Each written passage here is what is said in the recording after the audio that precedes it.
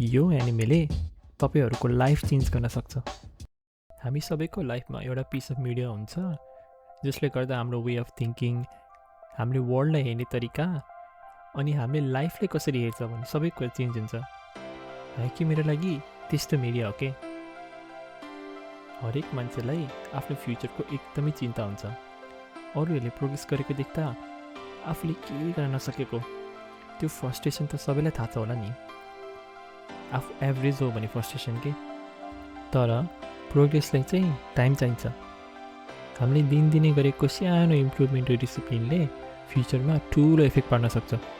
एकदमै स्ट्रगल गर्नुपर्छ भन्ने कुरा त स्योर नै हो, तर टाइम बित्दै गएपछि पछाडि फर्केर आफू कति टाढासम्म आइसकेको कुरा थाहा पाएपछि आफूले गरेको एफर्ट र स्ट्रगलहरू सबै युजलेस होइन रहेछ भन्ने कुरा थाहा पाइन्छ।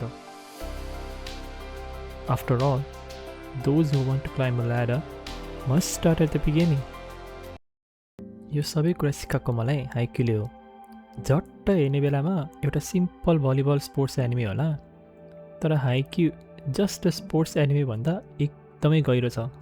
6 फिट टल मान्छेहरूलाई छोटो मान्ने स्पोर्ट्समा एउटा 5 फिट टलको केटाले आफ्नो पोजिसन बनाउन सक्छ भने हामी चाहिँ किन एक्सक्युजेसहरू बनाएर बस्ने र।